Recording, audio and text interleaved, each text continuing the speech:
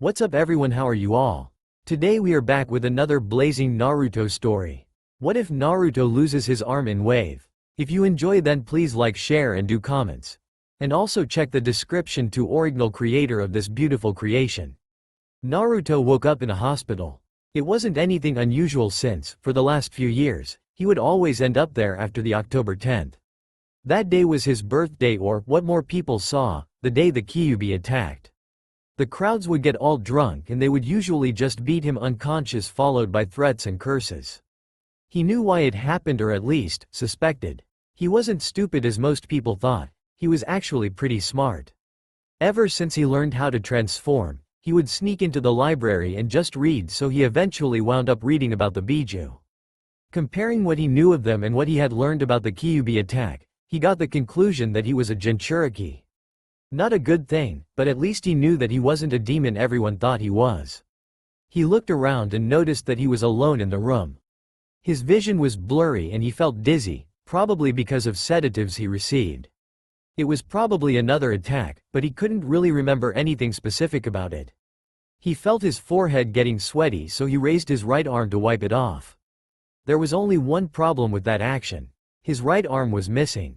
Naruto looked in shock as his right side was void of his arm. Everything that happened on that night came back to him. He remembered how they attacked him, tied him up and then, with one swift chop, relieved him of his arm. His face grimaced as the memories returned and his mouth opened to let out a scream filled with anguish. It wasn't so much because of the pain, but more that of his dreams getting crushed. How could he be a ninja with only one functioning arm? He didn't know how long he screamed or when had he started to trash around. He didn't even notice the medics that entered and tried to calm him down. In the end, they shot him with another sedative to put him out so he wouldn't hurt himself even more. He fell into a restless sleep, filled with scenes of his torture. Sarutobi sat in his office with a sad look on his face. When the Anbu came bearing the news of Naruto's demise, he was beyond angry. He wanted to run into the streets, killing anybody and everybody to avenge the 8-year-old boy currently lying in the hospital. In the end, he calmed down enough to send some of his men to track Jiraiya to see if there was anything they could do for the boy. He knew that calling Tsunade would be a waste of time. Without Naruto's real arm, there wasn't any way to heal him and she probably wouldn't come back anyway. Jiraiya maybe knew of something in the world that could help the boy and, as his godfather, he deserved to be the first one to know. His tobacco burned lightly as he sat solemnly when a medic entered his office. "Hokage-sama, the boy woke up few minutes ago," the medic said with a ragged breath. He ran without stopping for full 10 minutes. The Hokage's eyes widened and he stood up. "Take me to him, now." The medic nodded and they both ran back to the hospital. In front of the room, medic stopped to give the Hokage one last piece of information. "Try not to wake him up again." When he saw the missing limb, he fell into shock and we barely restrained him, the medic said quietly. "Thank you," Sarutobi said with a nod before entering the room in which the boy resided. As soon as his eyes fell on the boy, his eyes filled with tears. He walked to the side of the bed and fell on his knees while his head rested on the bed. "I'm sorry, Naruto. I couldn't protect you well enough," Sarutobi spoke between sobs. He really hated himself for not making the boy's life any easier. Shame filled him as his eyes traveled to the wrapped-up stump that used to be his arm. He knew that only a miracle could make the boy a ninja.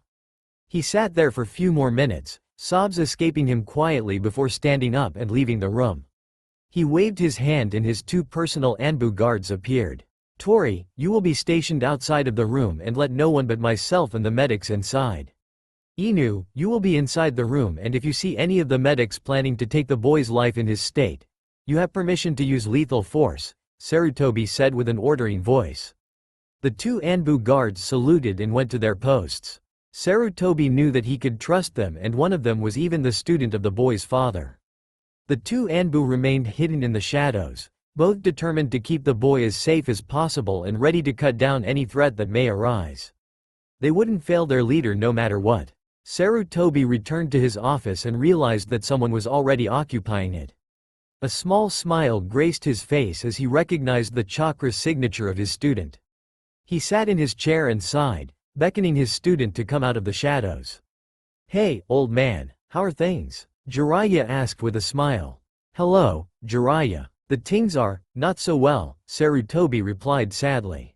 It's about Naruto. Jiraiya's smile faded and his face got more serious. What happened? He was attacked again, only this time, it is more serious, Sarutobi said with a frown. His arm was cut off. Jiraiya's eyes widened in shock before his face contorted in rage. Those damn idiots. I will kill them, he shouted angrily. Calm down, Jiraiya. It wouldn't be good for you to lose your head and do something stupid, the Hokage said calmly, even though he shared Jiraiya's viewpoint.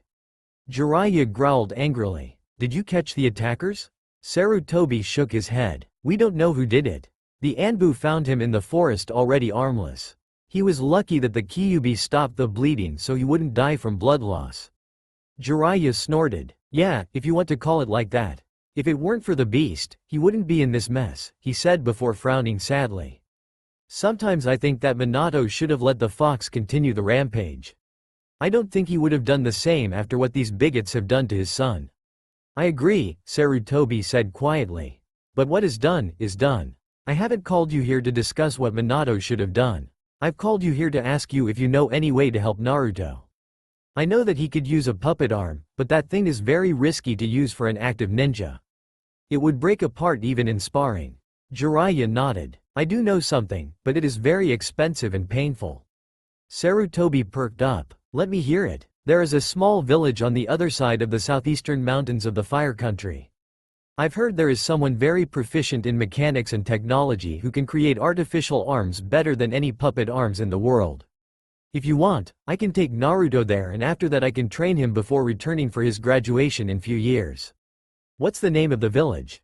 Sarutobi asked hopefully. Resembul. Sarutobi nodded. Very well, take him there after he wakes up and regains a healthy state of mind. From what I've heard, he went into shock after he saw that he was missing his arm. Call me when he wakes up, Jiraiya said and leapt out of the window, leaving the old cage to his musings.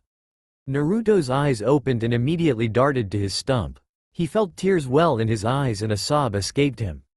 He continued to cry silently for a while, not noticing when the door opened and the Hokage entered. Hello, Naruto-kun, Sarutobi said quietly. Naruto was startled for a moment, but quickly got his bearings and wiped the tears from his eyes. His gaze went to the window in an effort to hide his pain and despair from the old cage. Sarutobi walked over to the boy's side and put a comforting hand on his shoulder. Naruto stiffened at the contact, but soon his shoulders started to shake as his sobs came again. Sarutobi hugged him gently, showing him that he's not alone. The boy cried for a while before settling down with one last whimper. Are you okay now, Naruto-kun? Sarutobi asked softly, to which Naruto nodded weakly. Sarutobi released the boy and sat on a chair by the bed. Naruto-kun, I am so sorry. Naruto chuckled, but it was a hollow chuckle, completely without hope for the future. It's not your fault, Gigi, it's the villagers. You can't make them see the difference between the demon and its container. Sarutobi's eyes widened in shock. How do you know that? I've read books about the Biju and combined the facts with my date of birth and how the villagers refer to me, Naruto replied. I'm not stupid as many would think. Hokage let a small smile grace his lips, although he still felt ashamed about not telling the boy about it. I'm sorry about not telling you, Naruto-kun. It's okay, Naruto said and waved his arm dismissively, only to realize that his arm wasn't there. Tears again threatened to fall, but he held them in. He let out another mirthless chuckle. I can't take the hat from you anymore, Gigi. Sarutobi realized what the boy was referring to and smiled. Don't count that out yet, Naruto-kun. He saw the boy's eyes widen in hope and he continued. You will travel with my student, Jiraiya, to a small village called Resembul. There you will contact a mechanic who will create a mechanical prosthesis which is almost as good as the real arm. After you get it, Jiraiya will train you before you return to take your graduation exam. Naruto's eyes widened and his jaw slackened. Why you mean, I'm going to be a ninja? He asked with hope dripping in his every word. Yes, Naruto-kun, I will make sure of that, Sarutobi said with a smile before the young boy mustered up all power he had at the moment to grab him in a tight, one-armed hug. Thank you, Naruto said between sobs of happiness.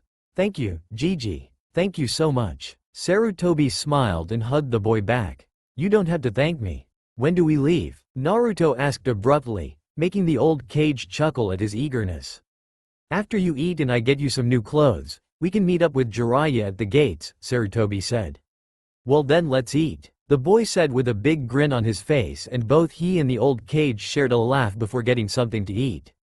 Sarutobi walked toward the gates of the village with Naruto walking right by his side. The old Kage could see the looks on everyone's faces as their gazes fell on the boy. Many had hatred in their eyes, and the fact they were pleased that the boy lost his arm was written all over their faces. Sarutobi snarled in anger at the sight. It disgusted him to no end how the people in this village could be so ignorant. It wasn't only hatred that he saw, though. He also saw some people having the looks of pity and sadness and, in some rare cases, even shame. A small smile graced his lips at the thought of people finally accepting the boy as human and not the beast he contained. He looked at the boy who held his head low, and he could see that the boy was afraid. His whole body trembled slightly, fearing that an attack would just come out of nowhere. The old Kage put a comforting hand on the boy's shoulder, making him calm down. Don't worry, Naruto-kun. We are almost there, the Hokage said, and Naruto relaxed a little. Thanks, Gigi, Naruto replied and smiled at the old man. The two arrived at the gate and spotted Jiraiya, who was smiling at them. He approached them and extended his arm. Hey, kid, I'm Jiraiya. Naruto extended his left and the two shook hands. I'm Naruto, nice to meet you. Jiraiya grinned at the boy before nodding to the Hokage. We better get going, old man. Sarutobi nodded and hugged the boy one last time. I will see you later, Naruto-kun. Yeah, Naruto said and returned the hug. I'm gonna miss you, Gigi. I'm going to miss you too, Naruto-kun, the Kage said and released the boy. Train hard, Naruto-kun.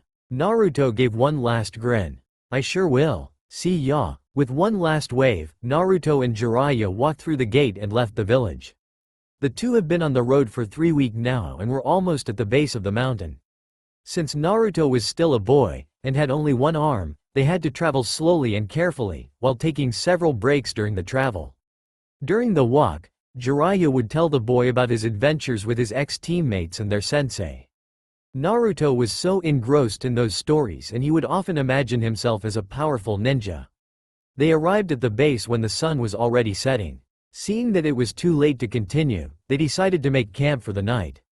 After setting up a tent, Jiraiya went into the forest to catch some food for them. Returning with 2 rabbits, he skinned them and stuck them by the fire to roast them. Hey, Jiraiya-sama, how long until we reach Resembul? Naruto asked the Sannin. Jiraiya chuckled at the honorific. You don't have to call me that, Naruto. Just call me Jiraiya for now or something, the boy nodded. To answer your question, probably tomorrow afternoon. And then I will get a new arm? The boy asked excitedly. Jiraiya smiled. Yes, Naruto, you will. Naruto grinned and jumped in excitement. Jiraiya shook his head at the boy's enthusiasm, but soon after his expression turned serious. Knowing that the boy knew about the Kyuubi, he also knew that he should tell him about his parents. Jiraiya was a bit scared of how the boy would react when he finds out that the man who practically ruined his life was his father. Still, he had the right to know and, being the boy's godfather, Jiraiya was the one to tell him. Naruto, come here, I have to talk to you, Jiraiya said with a serious tone, which confused the boy. Naruto nodded and sat in front of the Sannin. Naruto, I think it's time I tell you about your parents. Naruto's eyes widened in shock. Why, you knew my parents? Yes, I did, Jiraiya answered. But before I tell you about them, you should also know that I am your godfather. Naruto's widened eyes narrowed in anger. If you are my godfather, why didn't you take care of me? He shouted in anger. After the Kyuubi attacked, the village was severely weakened. I had to continuously maintain my spy network to prevent any attack on the village. I thought Sarutobi had everything under control, so I left you in the village until you're old enough for me to take you with me, he said, and the boy calmed a bit. I am really sorry that I haven't taken you before, and, if you still want, I would like to become a bigger part of your life and make up for the time we lost. The boy thought for a minute, still slightly angry, but then he nodded. Fine, I forgive you. I am still angry that I was left alone for all this time, but it was for a good reason. Jiraiya smiled sadly and nodded thankfully. Thank you for giving me a chance, Naruto, he said, and the boy nodded in response. Now that is out of the way, let me tell you about your parents. I will answer your every question, but please don't interrupt me until I'm done. The boy nodded vigorously. Yes, please tell me. Your mother's name was Uzumaki Kushina. She was one of the last Uzumakis that survived the invasion of Uzushigakure. She moved to Konoha while still young and became the second Jinchuriki of the Kyuubi. The boy's eyes widened at that, but he didn't interrupt Jiraiya. She was one of the most beautiful and powerful kunoichi I have ever met, and she was very kind and friendly. She was also very stubborn and hot-headed, just like you, he said with a chuckle, and Naruto smiled. Your father was one of the bravest men I have ever seen. He stood in front of an entire army without fear and led his troops to swift victories. He was honorable and caring, never letting his close ones get hurt. He was my student, Namikaze Minato, and the Yondaime Hokage of Konoha. Naruto's eyes widened before narrowing. My own father sealed the fox inside of me? Yes, Naruto, but you have to understand him, Jiraiya replied somewhat calmly. But please explain to me why my father decided to ruin my life? Naruto asked angrily. He couldn't ask anyone to make a sacrifice he wasn't willing to make, Jiraiya said to the boy. Naruto, still angry, grabbed one rabbit and walked to his tent. I'm going to bed. Good night. Jiraiya sighed as he looked at the boy's retreating form. He asked himself if he maybe told him too soon about it, but then again, he would have to tell him someday, and better to tell him sooner. He looked at the sky, thinking about his late student before grabbing his rabbit. Naruto woke up early in the morning and frowned when he recollected the events from the night before. Before he went to sleep, he thought about what Jiraiya said and realized that he would probably do the same as the Yondaime. How could he condemn someone else's child if he wasn't ready to condemn his own?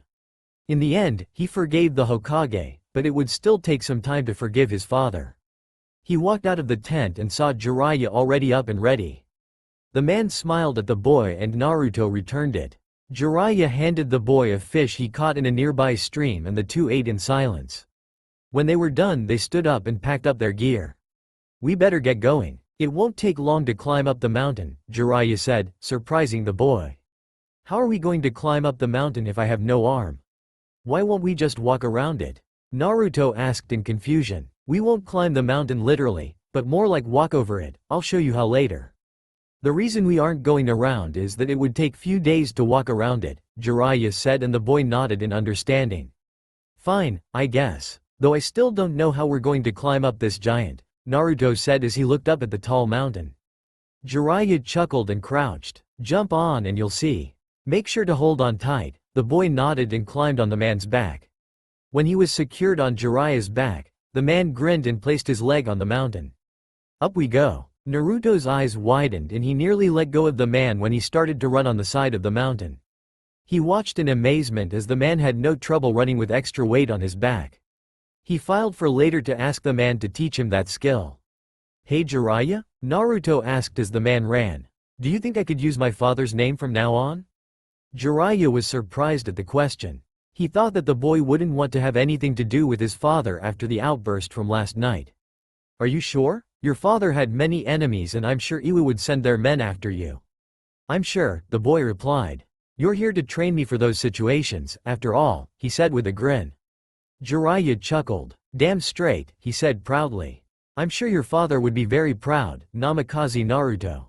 Naruto grinned at the man and the two stayed silent for the rest of the climb. Jiraiya climbed for almost an hour when they finally reached the top.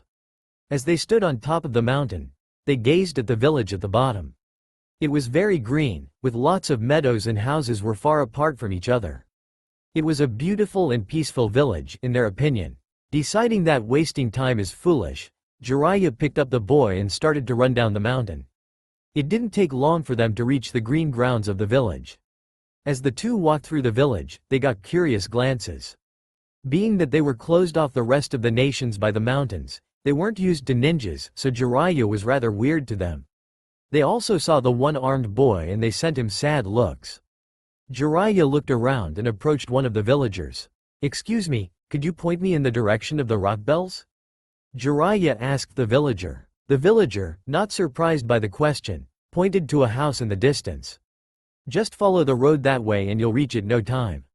Thank you, Jiraiya said with a nod and the two walked toward the house. While walking, Naruto looked around. He saw the villagers smile and wave at him and it made him happy. Back home, he would always be glared at and the people would toss rocks at him. This change was good and welcome. They arrived at the house in about half an hour and Jiraiya knocked on the door.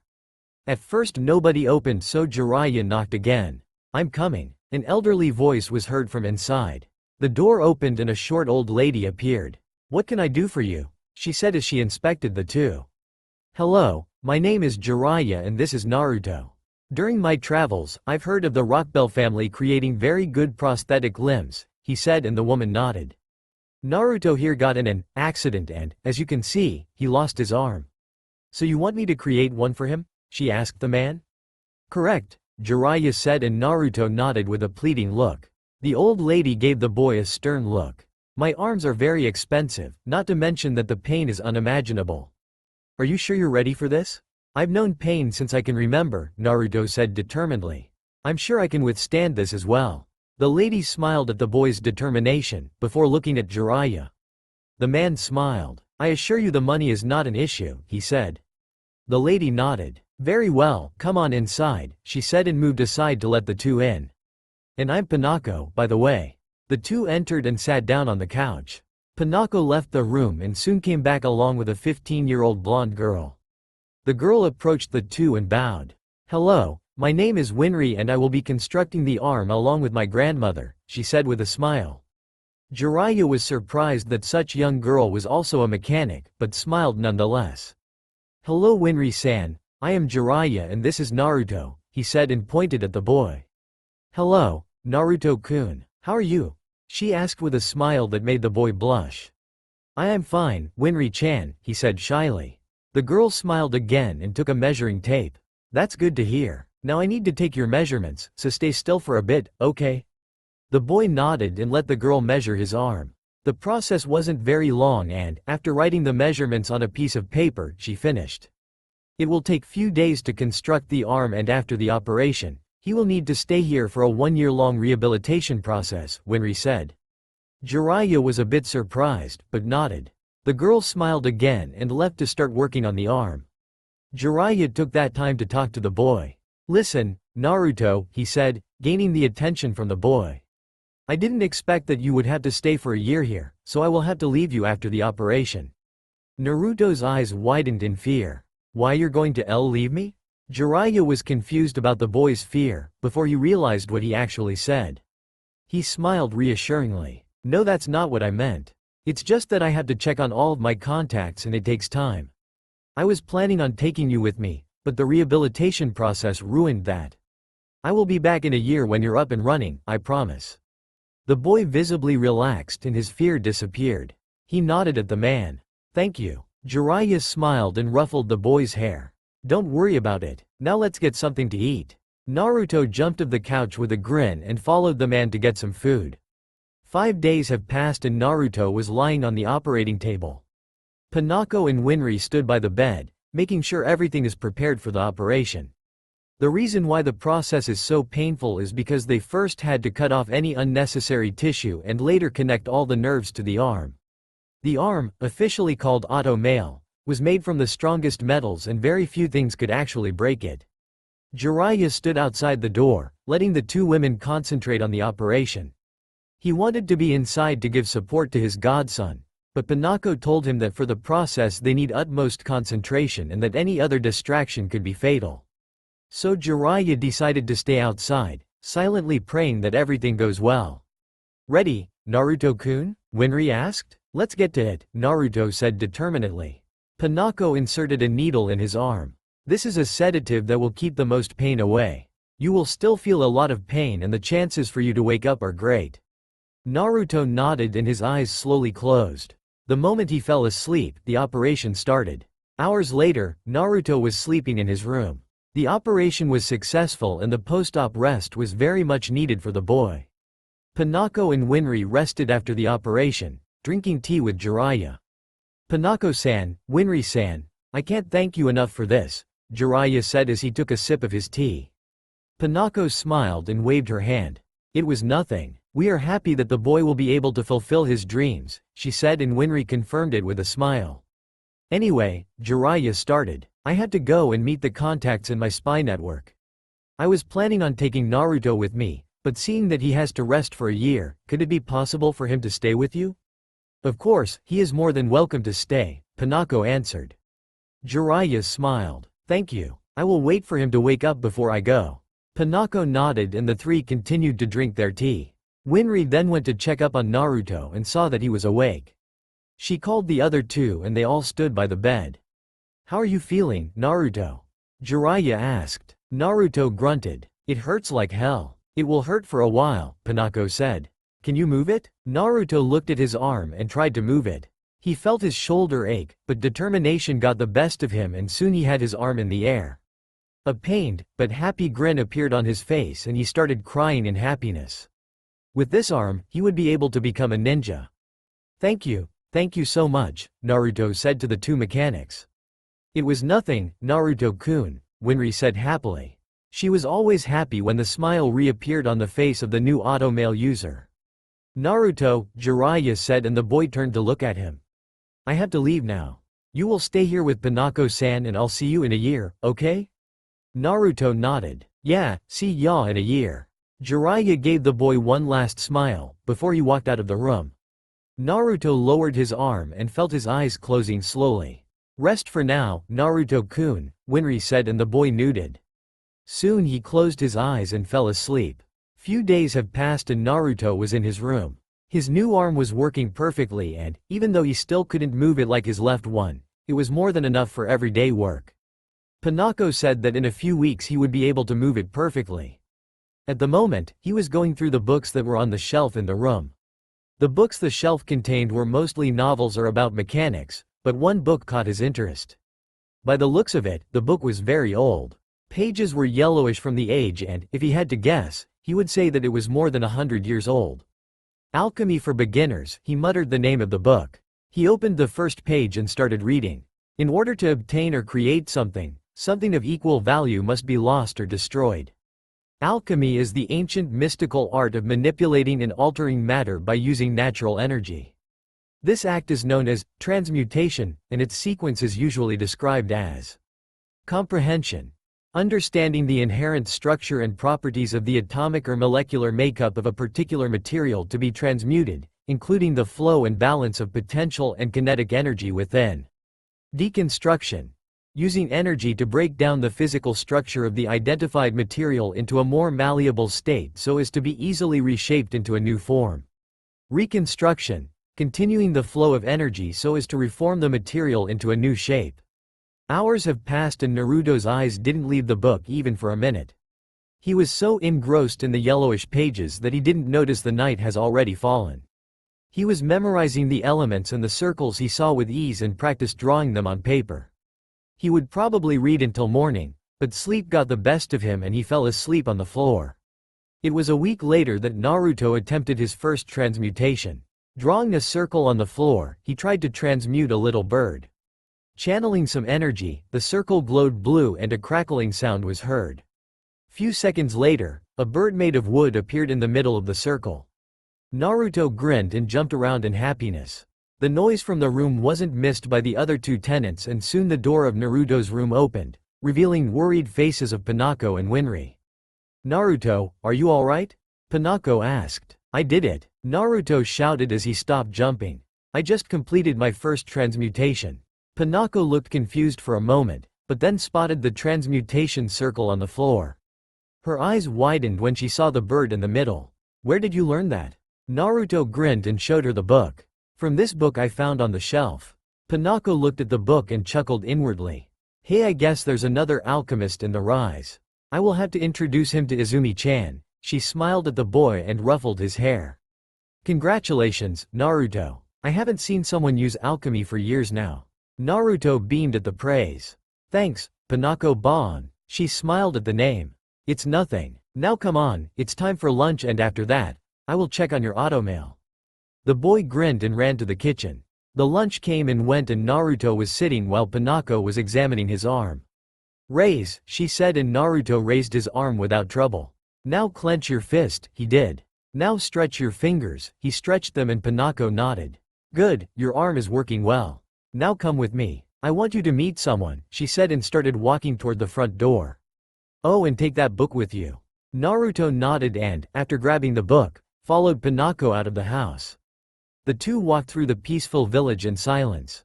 Naruto would smile and wave to anybody they would meet on the road and he would receive the same in return. It warmed his heart to have people's acceptance. The two walked for a while and ended up in front of a small house. Pinako nodded and they waited for an answer. Few seconds later, a big muscular man opened the door. He looked down at the newcomers and smiled when he spotted Pinako. "Ah, Pinako-san, what brings you here?" he asked the old lady. "Hello Sig," she said with a smile. "I'm here to introduce someone to Izumi-chan and return something she forgotten at my place." The man then looked at Naruto and offered his hand. "Hello, boy. I'm Sig." "Hello, Sig-san. I'm Naruto," Naruto said and took the man's arm. The man chuckled. "Just call me Sig. Come in and I'll go get Izumi." The two entered and sat on the couch while Sig went to find his wife. Few minutes later, he returned with a woman wearing a white dress. The woman smiled and went to hug Pinako. "Hey Ka-san, what are you doing here?" Izumi asked her mother. "Hello, Izumi-chan." Pinako smiled and the two released. "I came to drop something off." Izumi looked confused. "And what would that be?" "This book," she said and tossed her the book, making her eyes go wide. "And your new apprentice." This made both Naruto and Izumi go wide-eyed. Izumi looked at the boy in disbelief, while Naruto in hope. If this woman knew alchemy, she could teach him better than a 100-year-old book. His hopes were crushed when the woman shook her head. "I'm not taking an apprentice, Ka-san. Besides, what could he learn from the book to make me want to teach him?" Izumi asked. "He made a perfect transmutation in a week." "I don't remember you being so good for the first time," Pinako replied with a smirk. Izumi's eyes widened slightly before she looked at Naruto. She gave him an evaluating look. "What's your dream, kid?" Naruto gave her a look of pure determination, which startled her a bit. "To be the strongest ninja in the world so I can protect people I care for." Determination in his eyes nearly broke her resolve on the spot. "Why do you even want to learn alchemy if you have ninja skills?" Naruto's eyes saddened a little as he pulled his right sleeve up, revealing his automail to the world. "Since I've lost my arm, it's going to be much harder for me to learn ninja skills," he said and his gaze became determined again. "But I'm going to try harder and harder until I succeed. Alchemy is an interesting art and I spent hours reading that book. I will use it to protect and help those around me." Izumi's eyes saddened when she looked at Naruto's automail. No one should lose an arm at such young age. She looked in his determined eyes and sighed. "I guess I'm just a sucker for those eyes." "Fine, kid, you've got yourself a teacher." Naruto grinned and bowed. "Thank you, Izumi-sensei." "Izumi-sensei, huh?" Izumi thought. Then she smirked and a slightly dangerous glint appeared in her eyes. "Well, kid, you better get some good night's sleep because from tomorrow, training begins." Naruto gulped and shuddered. Just for what kind of hell he just assigned for. A year have passed in a flash for Naruto. Under Izumi's tutelage, Naruto has blossomed as an alchemist and, with time, he will even surpass his sensei. Training wasn't all that great and Naruto remembered the beginning with quite disdain. Staying alone on a deserted island for a month wasn't his idea of training. Still, he passed the initial test and more intensive training on alchemy has begun. Izumi was quite amazed at Naruto's progress. He would pick up everything she tossed at him and he only grew in knowledge and skill. Her amazement reached the roof when he learned how to transmute without transmutation circles in record time. Naruto would pull out spears out of the ground in seconds. She also taught him some basic taijutsu which he picked up fast as well. Naruto didn't only grow in alchemy, but in growth as well. Having a well-balanced diet, he grew taller than most other 9-year-olds and, after many physical exercises, his body was quite muscular. At the moment, Naruto was resting after an intense taijutsu spar with his sensei. He was lying under the shade of a tree, listening to the sounds of nature. He knew that Jiraiya would be back soon and, although he didn't really want to leave Resembul, he knew that the time to leave would come eventually. He stood up and went inside for lunch when somebody jumped in front of him. Startled, he fell on the ground and looked up at the smiling face of Jiraiya. "Hey, Naruto, long time no see," Jiraiya said while grinning. Naruto stood up and punched him in the gut with his automail.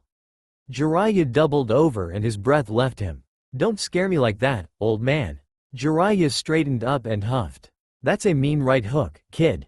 You could seriously hurt someone with it. Naruto grinned. One of the good things about automail. So, Jiraiya started. What have you been up to for the last year? Learning alchemy under Izumi-sensei, Naruto replied. Jiraiya raised an eyebrow. Alchemy? And who is Izumi-sensei? That would be me, a new voice spoke from behind them. The two turned around and saw Izumi standing on the porch, with her hands on her hips. Upon seeing her, Jiraiya's smile turned into a slightly perverted grin. He walked up to Izumi and took one of her hands into his, giving it a gentle kiss. Naruto smirked at the scene, since he knew what would happen to the man. Hello, my fair maiden. I am G. He was cut off by a fist smashed in his face that sent him flying into a tree. Naruto burst out laughing as a branch broke of the tree and hit Jiraiya on the top of his head.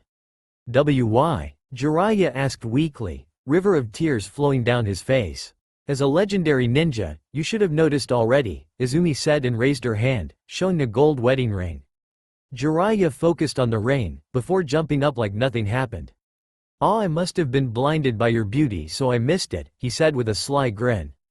Izumi snorted. Anyway, what can I do for you, Jiraiya-san? I'm here to pick up the kid for our training trip.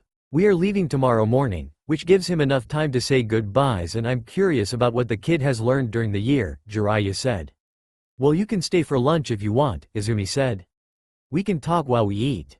Thank you for your hospitality, Jiraiya said with a slight bow. The three then walked inside and saw Sig setting up the table.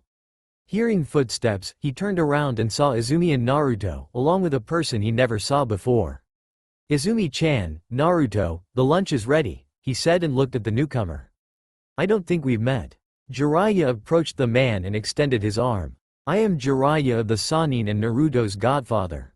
Sig's eyes widened slightly as he took the offered arm. Sig Curtis, it's a pleasure to meet you, Jiraiya-sama. I've heard stories about you, but never thought I would meet you in person.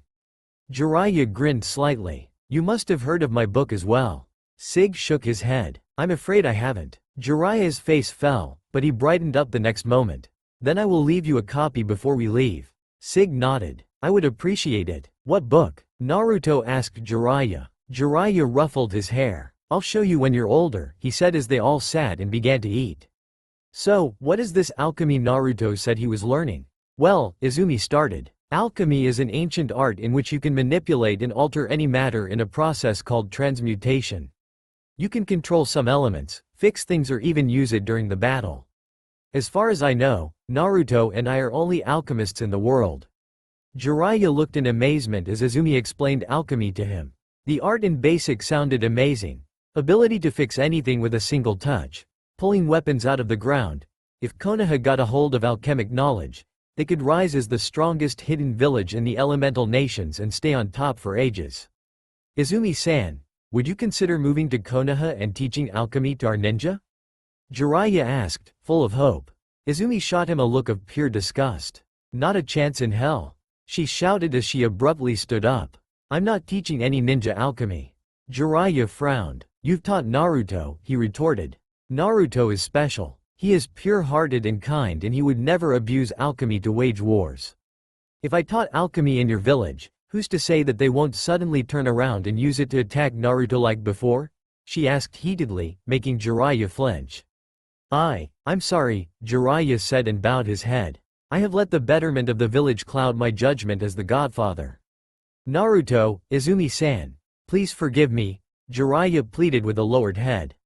It's all right, Jiraiya, Naruto said and patted him, rather roughly, on his back with his automail. Izumi calmed down, but still looked at Jiraiya with some anger in her eyes. I will forgive you, but I don't want to hear that Naruto is being forced to teach alchemy to others. This art will stay in his clan from now on. Naruto looked at her in surprise. Really? Izumi smiled sadly at him. Yes, Naruto. Because of my condition, I can't have children. You will be the one who will pass on the alchemic knowledge. Just don't let it fall into the wrong hands. I promise, Izumi-sensei. Naruto said determinedly. She smiled again. Well then, let's finish eating and then you can get your arm checked by Ka-san before you go tomorrow. Naruto nodded and they continued to eat. Morning came too soon for Naruto, and now he was standing outside with the rest of the people that took care for him for the past year. "I'm going to miss you, guys," Naruto said, holding back tears. Winry came up to him and pulled him into a hug. "Don't worry, we will see each other again. After all, I will have to modify your arm when you grow again." "Thank you for everything, Winry Nichan," Naruto said and wiped a tear away. "Well, kid, it was fun having you around," Panako said and ruffled his hair. "It was fun to be here, Panako-ban," Naruto said with a grin. "Naruto, I have something for you," Izumi said as she approached him and gave him a package. "It will probably be too big for you now, but it will surely fit you later." Naruto slowly opened the package and gasped. Inside was a red, long-sleeved, hooded coat with a black flannel on the back. He held the coat close and bowed. "Thank you, Izumi-sensei." The woman grinned. "Be sure to visit when you're in the neighborhood." "I sure will," Naruto replied with a grin of his own. "We better get going," Jiraiya said. "We have a long journey ahead of us." Naruto nodded. "Yeah, well guys, see y'all later," he said and waved to them one last time. The two started walking away, followed by waves of the others. 2 weeks have passed since Naruto and Jiraiya left Resembul. They were traveling through the fire country and Naruto was getting quite bored. As they sat on a clearing, Naruto finally snapped. "When are you going to start training me?" Naruto asked heatedly. Jiraiya smirked. "Actually, I was thinking of a good way to start your training. Since you can't mold chakra with your automail, you can't train like regular people. So what do you suggest?" Naruto asked as he sat across the man. "First, I will teach you this technique," Jiraiya said as he stood up. He put his hands in a cross seal.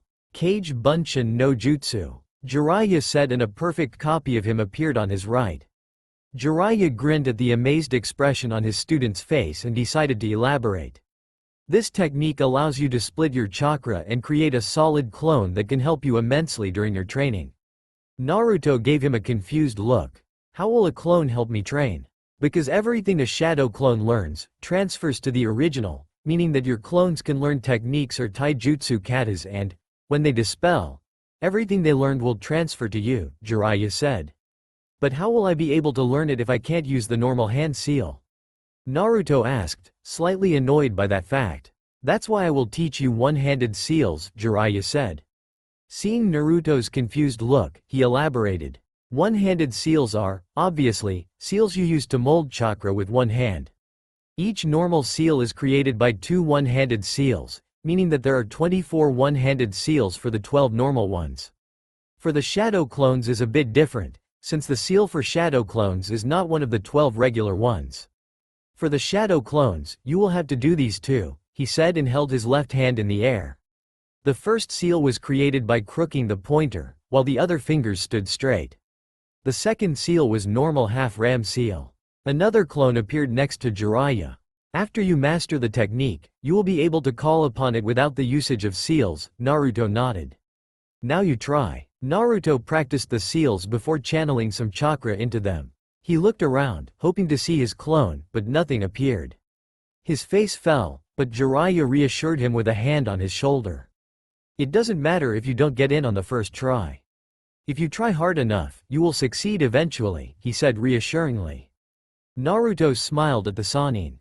"Thanks, Jiraiya-sensei." Naruto practiced for the next couple of hours and still couldn't make a clone. He was getting frustrated with each minute that has passed, but he still wouldn't give up. Suddenly, after a lot of failed attempts, a clone appeared by his side. The two Narutos looked at each other and their faces split into equal grins.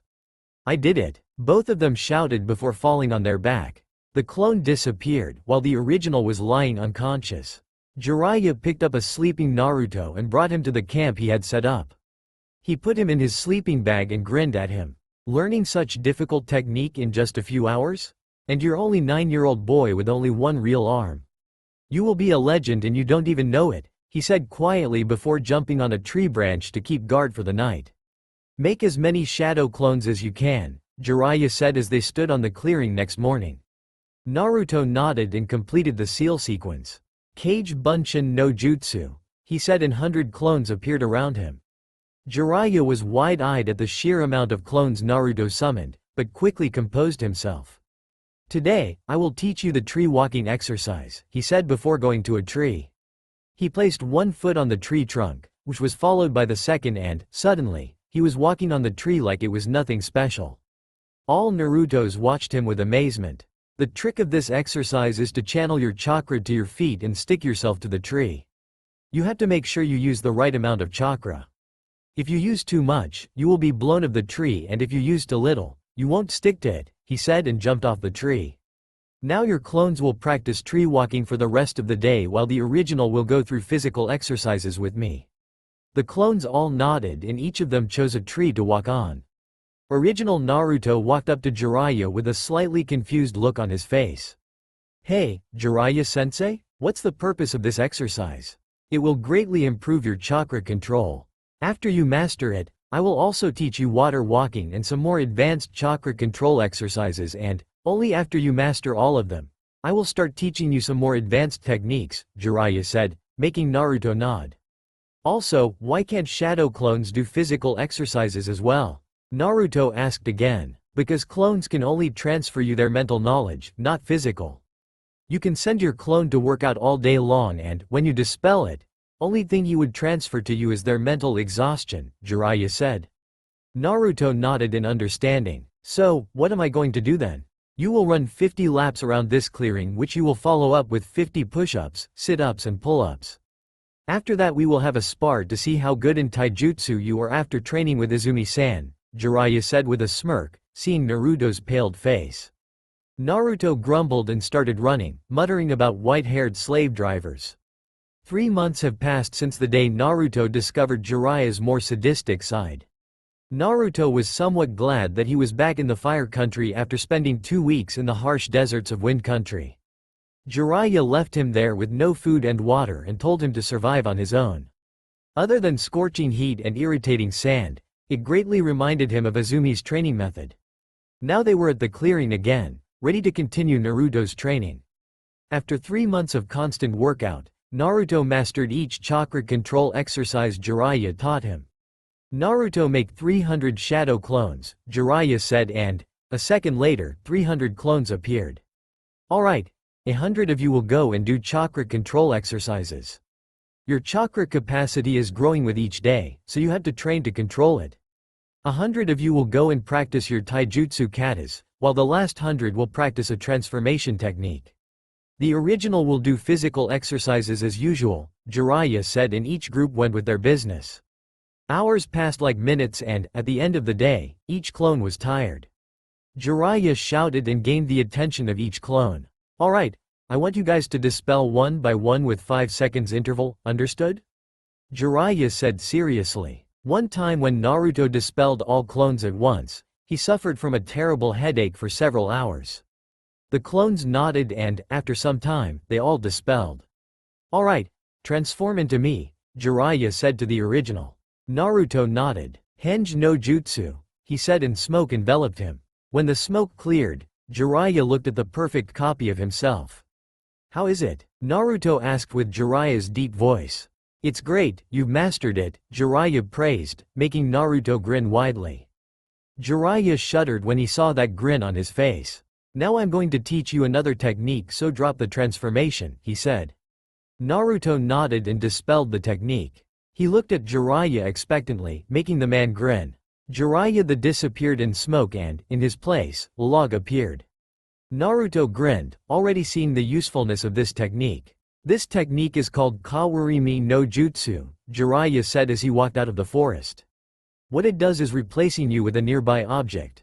It's useful to use it when you can't dodge the attack. At the beginning you will have to use seals, but after you master it, you will be able to do it without seals. Now look at these seals and try, Jiraiya said, and, after showing him the seal sequence, Naruto nodded. Kawarimi no Jutsu, Naruto said and focused on the log Jiraiya used in his substitution. He was enveloped in smoke and, when he opened his eyes, he saw that he was standing on the same spot the log was. He grinned widely and jumped in excitement. Succeeding on your first try is great, Naruto, Jiraiya said with a hint of praise. Now let's go and make camp. It's getting dark and you need to rest. Naruto nodded and the two set camp for the night. Just before falling asleep, Naruto decided to ask Jiraiya one more question. Hey, Jiraiya-sensei, do you think I can surpass my father? Jiraiya raised an eyebrow, but then smiled. Naruto, I think that you are the only person that could even dream of surpassing him, he said with pride in his voice. Thanks, Jiraiya-sensei, Naruto said and closed his eyes. Few minutes later, he fell asleep with a smile on his face.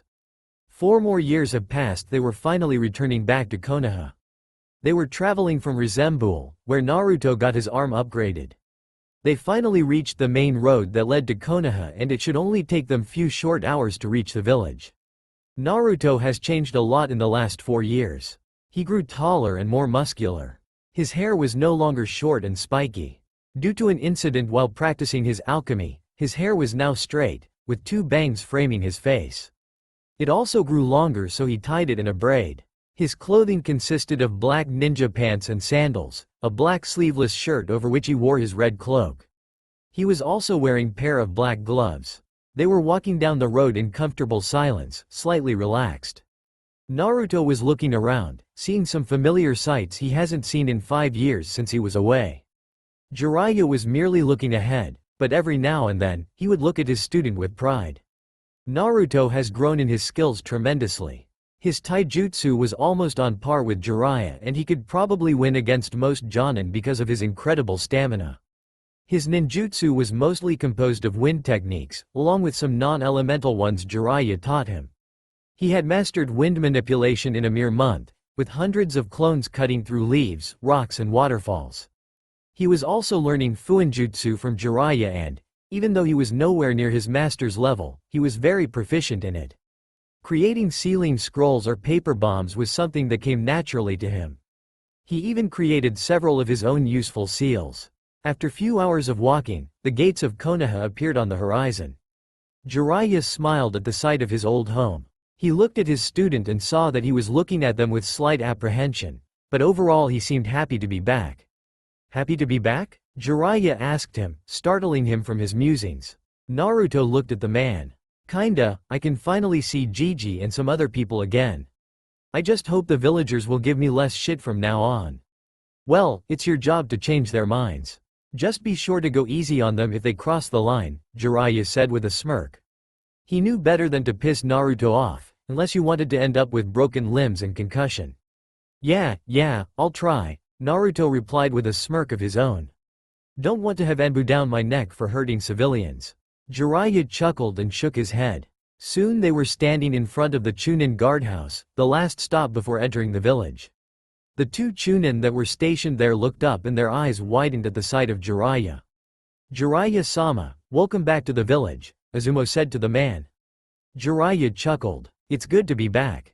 From what we've heard, you haven't been here for the last 5 years, Kotetsu added. Yeah, I've been training my apprentice here for a while, he replied. The 2 Chunin looked at the blonde and soon their eyes widened. Before Naruto could even talk, they appeared in front of him and started to examine him. Could it be? Izumi asked with a hopeful voice. It has to be, Kotetsu said with the same voice. The blue eyes are here, Izumi said. And the whiskers as well, Kotetsu added. The hair is different though, Izumi said. But there's no mistake, Kotetsu whispered. Uzumaki Naruto, it is you. It is you. They both shouted happily and bear hugged him. Naruto gasped for air as the 2 Chunin cried comical tears. They suddenly released him and he took a step back, gasping for air. Kami, you guys, could kill me? Naruto shouted between breaths. The 2 chuckled sheepishly. Sorry, Naruto, Izumi said. Yeah, we're just happy to see you again, Kotetsu added. Their faces then turned serious. We heard you were attacked and lost an arm before you left, Izumi said. Their gazes traveled to Naruto's right arm. They gave him a questioning look and he chuckled. Yeah, well I guess you guys will be the first in Konoha to see this, he said and raised the sleeve of his coat, revealing his automail. The 2 got wide-eyed at the sight. What's that? Izumi asked in amazement. This, Naruto started, is automail. A robotic arm made of the finest metals known to man, he said proudly. Is it something like a puppet arm? Kotetsu asked in awe. Something like that, only much more durable and, due to it being connected with nerves and not chakra, it gives you better movements than that wooden crap, Naruto answered while lowering his sleeve. That's amazing, Izumi gasped. Why don't more ninja use them? Naruto chuckled. Well, it's expensive as hell and installment hurts like a bitch, he said. So it's just like a real arm? Katetsu asked. More or less, Naruto said. Only it doesn't have the chakra network, so I had to learn those stupid one-handed seals to complete techniques. The two Chunin nodded. They were about to ask more questions, but Jiraiya cut in. As much as I'd love to let you guys catch up, Naruto and I have to see the Hokage. Oh yeah, Naruto said. Well guys, I'll see you later. Yeah, see you later, Naruto, Izumi said with a wave. It's good to have you back, Katetsu added with a smile. Naruto grinned at them. It's good to be back. Naruto and Jiraiya turned around and started walking toward the Hokage tower. So, Jiraiya started. How do you know those two? Naruto was looking around as he replied. They loved my pranks and would usually hide me from the Anbu or the villagers. Oh yeah, Jiraiya said with a faraway look. I've heard something about the blonde prankster who ruined peaceful lives of people. They looked at each other and laughed. That got them several strange looks from the people. Some recognized Jiraiya and bowed, which he ignored. They didn't recognize Naruto though, as his hairstyle was changed and the bangs somewhat covered the whiskers. Naruto suddenly stopped dead in his track and his eyes lidded when the smell hit his nostrils. Suddenly he turned right and entered a building. Jiraiya sighed when he saw the look in the boy's eyes. When he looked at the sign above the entrance, his suspicion was confirmed. During their travels, Naruto somehow became addicted to dango and sake, and whenever they passed a dango shop, they would always stay for a meal. Knowing that there was no way to tear the boy from his food, he walked toward the entrance. Naruto rushed inside the shop and sat at the first empty table. It was only a second later that the waitress appeared to take his order. What can I get you? She asked kindly. Naruto smiled when he saw her, which made her blush. Plate of dango and sake, he said. Coming right up, she said with a wink, before turning around and heading to the kitchen. While waiting for his order to arrive, Naruto looked around. There were some civilians behind him, and in the corner in front of him, he saw several Konoha Jonin. He spotted one with a mask and another one in a hideous green jumpsuit, before his view was blocked by Jiraiya. Did you have to eat right now? Jiraiya asked in annoyance. Naruto grinned as he saw the waitress returning with his order. Of course I did. He smiled at the waitress as she placed the tray and the bottle on the table. Thanks. Anytime, she said and winked at him again. Jiraiya watched the exchange with jealousy. This kind of situation happened regularly for the past year. He looked at Naruto, who was now eating his dango and taking a gulp from the bottle every now and then. This is amazing, Naruto muttered as he ate. Jiraiya sighed. Last I remember you were addicted to ramen, not dango. Don't get me wrong, I still love ramen, Naruto said and ate another dumpling. But there is just something that's pulling me to dango every time I smell it. Jiraiya was about to speak, when he was interrupted by one of the drunken civilians from behind Naruto. Hey, guys, he said with a slightly drunken voice. Have I ever told you about how I cut off Demon's arm? The moment he said that, his friends cheered him on to keep going. The Jonin in the back narrowed their eyes and prepared to take the man in custody, but a large amount of killing intent stopped everyone in their tracks. Even Jiraiya slightly cowered from it. They all looked toward Naruto, who was emitting it, and watched as he slowly stood up. Jiraiya wanted to tell him to stop, but he knew that he couldn't do anything at the moment and, to be honest, he didn't really want to. Naruto turned around and faced the drunken men, who sobered up quickly when the intent was released, and spotted the one who spoke. His eyes narrowed the moment he saw him and his mouth curved into an angry snarl. Flashback. 8-year-old Naruto ran from the mob of angry and drunken villagers. It was his birthday and he didn't want to get all beaten up like last year. He took a turn and ran into an empty street. He could hear the villagers shout from the distance. Suddenly, the door on his right opened and a man walked out. Naruto stood frozen in fear the moment he saw him. The boy knew that he couldn't escape him. The man suddenly smiled and waved him over. Come on, you can hide in here, he said with a sincere voice. Naruto didn't know if he should listen or not. It could be just another trick to hurt him. He realized his choices were narrow. It was either go inside or get pummeled by the mob. In the end, he threw caution to the wind and rushed inside, not noticing the evil glint in his eyes. The moment he heard the door close, Naruto turned around to thank the man, only to meet a fist in the face. The blow was so strong it knocked him out immediately. Naruto opened his eyes and found himself in a dark room. He tried to move his arms, but they were chained, rendering them useless. He was about to shout when the door opened and that same man entered. The man turned on the light and Naruto closed his eyes to shield them from the blinding light. "Hello, demon," the man spoke with hate and disgust in his voice. Now Naruto could see his face clearly and he shuddered when he saw his eyes filled with hatred. What do you want from me?" Naruto stuttered out in fear. The man chuckled darkly. "I want to hurt you, crush your dreams, make you sorry." Sorry for what?" Naruto asked. What have I ever done to why you? You killed my son," the man shouted, making Naruto cringe in fear. "You ripped him apart without remorse."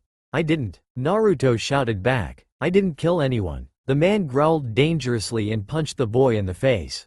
"Shut up, demon." Naruto spit out some blood and looked at the man again. He now realized that this might be the last moment of his life. His eyes narrowed and, deciding to go without fear, he spat in the man's face. The man glared at the boy, before chuckling again. "I'm not going to kill you, demon," he said darkly as he wiped the spit and blood of his face. "I will just crush your biggest dream. After all, you can't be a Hokage without an arm." Before Naruto could say anything, the man pulled out an axe and swung at the boy. Naruto watched in slow motion as the axe descended on his right arm. He closed his eyes, willing himself not to scream, and waited for the strike to come. He didn't have to wait long until he felt sharp pain in his right arm. His mouth opened in a silent scream and his eyes rolled to the back of his head. He passed out immediately. Flashback end. "I remember you," Naruto said with a dark voice filled with venom. The man in question began to cower in fear. He looked into those cold, blue eyes and instantly remembered the boy he dismembered 5 years ago. When he noticed his right arm, his eyes widened and he started to scream. "You demon! You used your demonic powers to get your arm back," he screamed as Naruto approached him.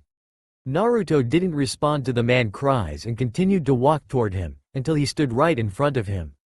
Naruto grabbed the man by his neck with his left hand and raised him in the air. Let me go," the man managed to choke out. Naruto raised his right arm and bit on the glove. He pulled it off, before pocketing it. He raised his metal fist and showed it to the man. "Do you see what you've left me with?" Naruto asked quietly. "Do you see what you did to me? You filthy bastard," he shouted before rearing his arm back and punching the man hard in the gut. A Jonin moved it to stop him, but Jiraiya stopped him with a hand on his shoulder. "Let him be, Kakashi," he said loud enough for the other Jonin to hear. Jiraiya-sama?" Kakashi asked with wide eyes. "I will stop him before it escalates," Jiraiya said before looking at Naruto again. Naruto reared his fist again and punched the man, only this time in the jaw. The strength of the blow crushed the man's jaw and rendered him unconscious. Naruto growled and raised his fist again, but Jiraiya caught it before it landed. "Stop, Naruto. He had enough," Jiraiya said calmly. Naruto growled at Jiraiya. "I will rip his arm out," he said trying to move his arm, but Jiraiya held it in place. "Naruto, give him to the Jonin over there and they will arrest him.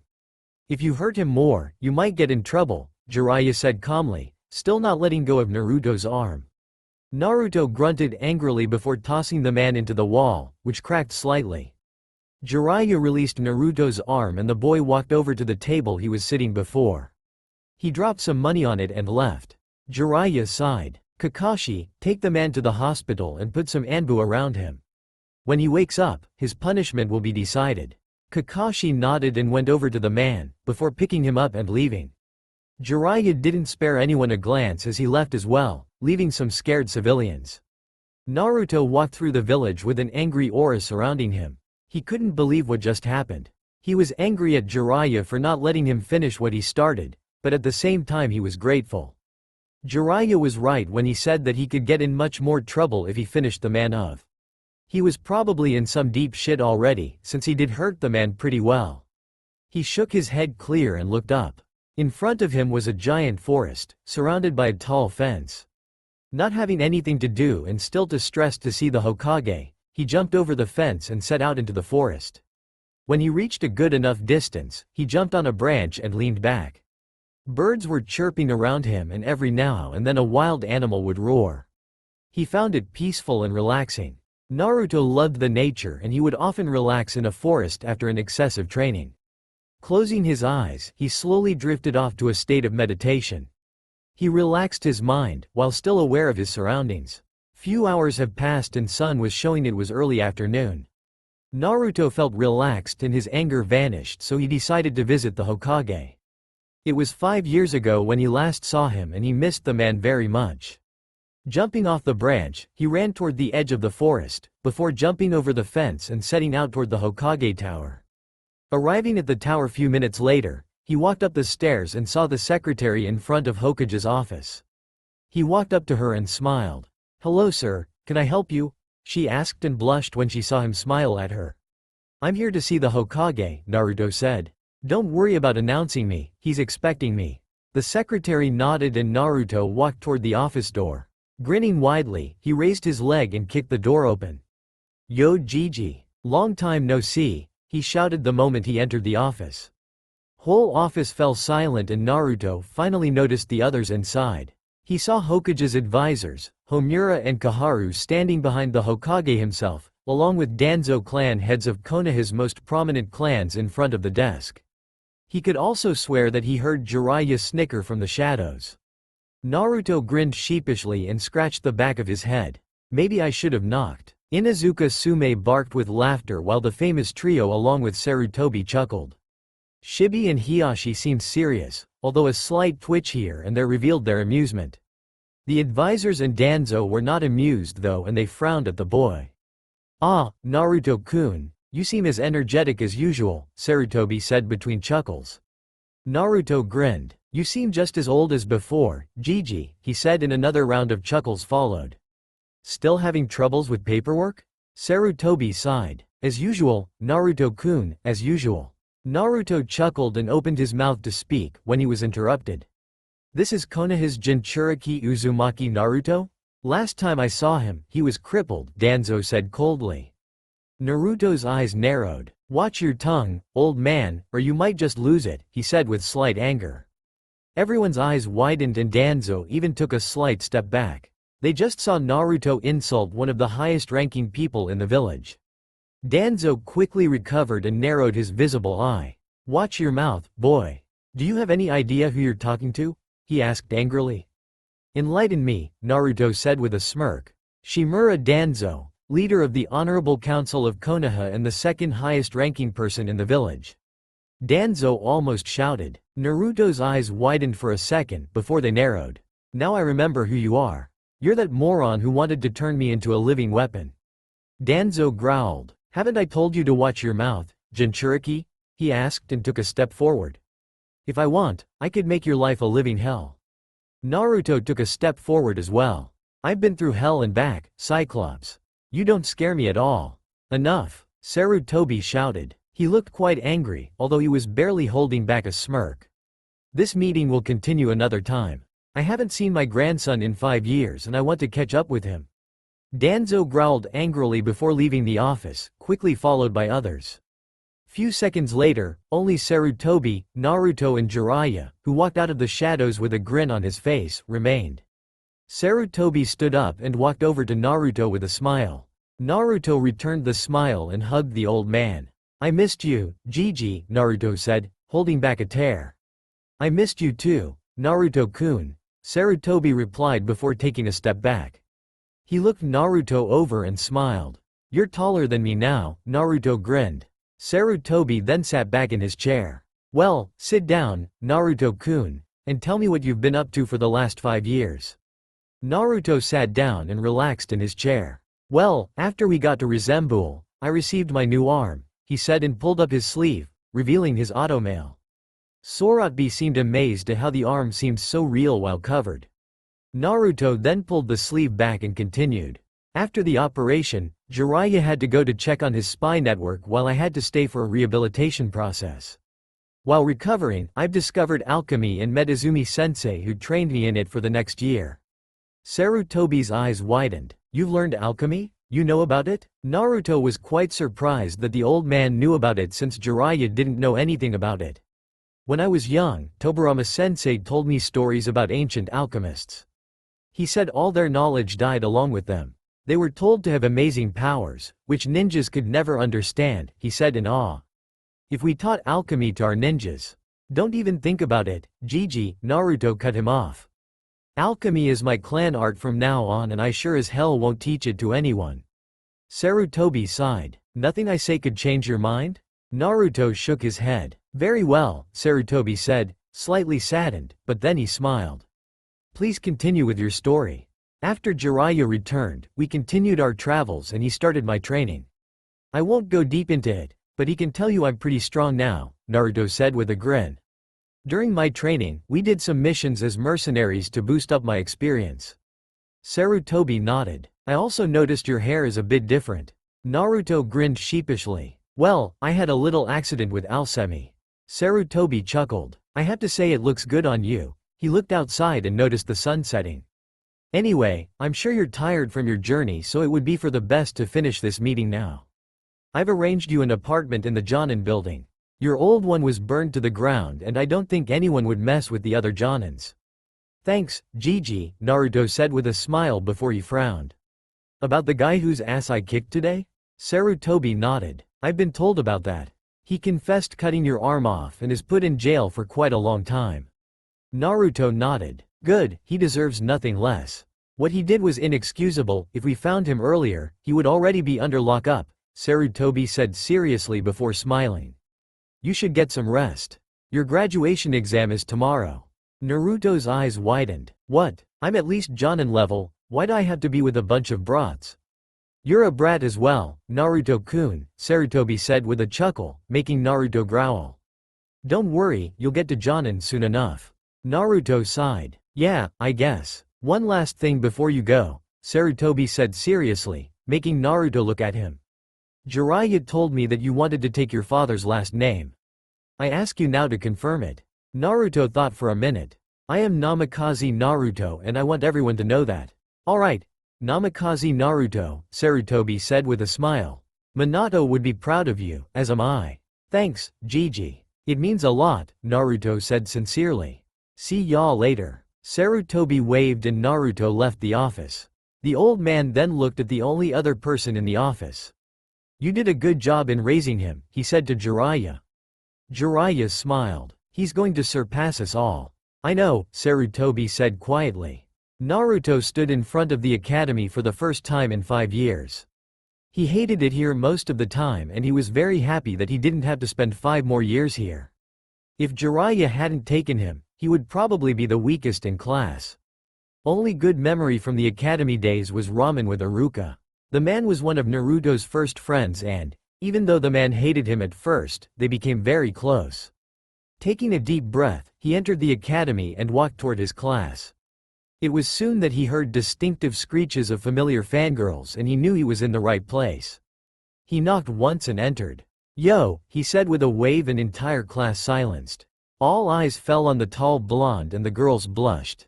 Naruto looked around, noticing some familiar faces, before his eyes landed on 2 confused senseis. Can we help you? Iruka asked. It's been only 5 years, Iruka-sensei. I can't believe you've already forgotten me, Naruto said in mock hurt. Iruka studied the boy for a minute when he noticed the blue eyes and whiskers. En Naruto? He asked with a voice full of hope. Naruto gave him a familiar grin. The one and only. Iruka walked to the boy and enveloped him in a fatherly hug, before bonking him on the head.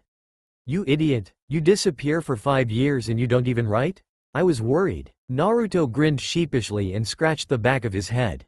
Sorry, I was busy. Naruto looked at his classmates and smirked. He remembered quite a few of them. His eyes landed on Sasuke. Ah, Sasuke Teme, still as broody as usual? The Uchiha glared at him before his eyes widened. Dobi? Don't call me that, Teme, Naruto replied. Hey, don't insult Sasuke-kun. Sakura and Ino yelled at the same time. Naruto snorted. I see you two are still as loud as ever. The two blushed in embarrassment and huffed. Anyway, let's get this over with. I need some sake, Naruto muttered before taking a seat in the back. Why are you here, Dobi? Sasuke asked arrogantly. Naruto rolled his eyes. What do you think? For the exam, of course. But you haven't been in the academy for 5 years. Kiba shouted. We had to bust our asses here and you think that a dead last like you can just come and take the test just like that? Naruto's eyes narrowed making Kiba flinch. Watch your tongue, mutt, or you might just lose it. I'm here because Hokage told me so. You received the notice, Iruka-sensei? Iruka nodded. Yes, it came last night, but I didn't know it was referring to you. Did you even read it? Naruto asked with a raised eyebrow. Iruka chuckled sheepishly, before pulling out a piece of paper. His eyes skimmed over it when they stopped at one point. His eyes widened. No way, he muttered. Are you really? Namikaze Naruto? Iruka nodded. Naruto chuckled. Sure am. Every person in the room gasped. Of course they all recognized the name of their hero. Your father was the Yondaime? Sasuke asked unbelievingly. Naruto grinned. He sure was. Before any more questions could arise, Iruka gathered the attention of the students. Sit down and be quiet, he shouted. Now Mizuki will pass the papers so the written part of the exam can begin. Mizuki nodded and gave a test to each student. The moment Naruto got his, he noticed a genjutsu on it. Even though he wasn't very proficient in genjutsu, meaning he couldn't cast them at all, he could very well spot and dispel them. He dispelled the genjutsu and turned to Mizuki. Mizuki, if I see you try to fuck up my chances to pass this exam again, I'm gonna beat the shit out of you, Naruto said with calm and deadly voice. What are you talking about?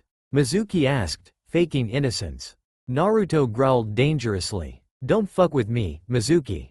You're nowhere near my level. Mizuki snorted. You think that a brat like you could do anything to me? A chunin? Would you like to find out? Naruto asked with a smirk while slowly standing up. Before the fight could start, Iruka interrupted. Enough. Mizuki, did you put the genjutsu on his test? He asked seriously. Mizuki growled in anger. He didn't expect Naruto to discover it. So what if I did?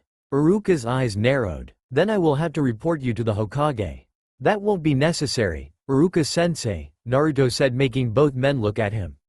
Just let me fight him in a sparring part of the test and we'll call it even. Are you sure, Naruto? That was a serious offense, Iruka said with worry in his voice. Don't worry, sensei, he said and turned to Mizuki. After this test, your ass is mine.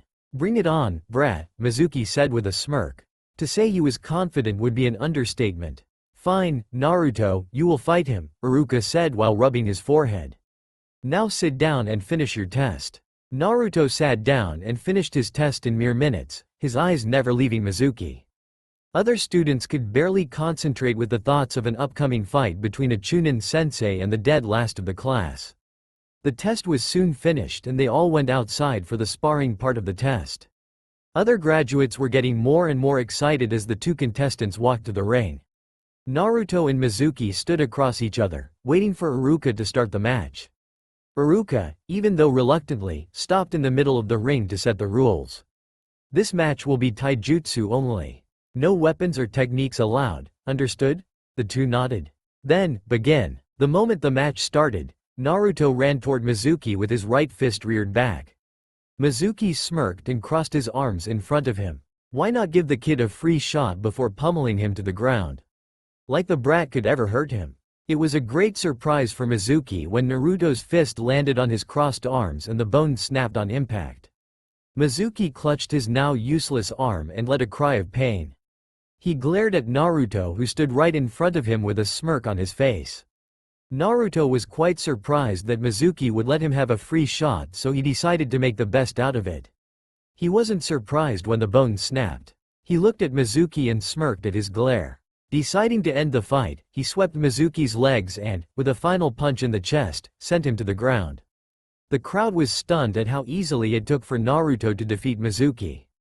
Their eyes darted from groaning Mizuki to Naruto, who turned around and started leaving the ring.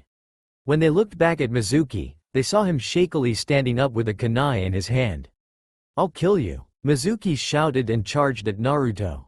He raised the kunai to stab the blonde in the back, but Naruto was quick to intercept. The blonde spun around and grabbed Mizuki's outstretched arm and pulled the man down on his waiting knee. Naruto's knee landed directly at the same spot where he punched the man before and a distinctive sound of breaking ribs was heard. Mizuki then slumped down on the ground, unconscious.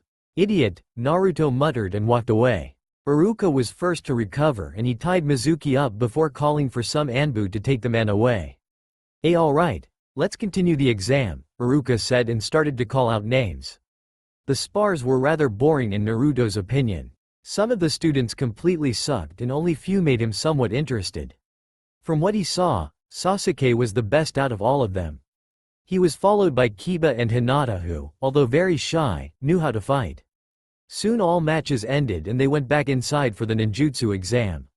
Alright, when I call your name, you will do the 3 techniques you've learned in the academy, Iruka said and started to call out names.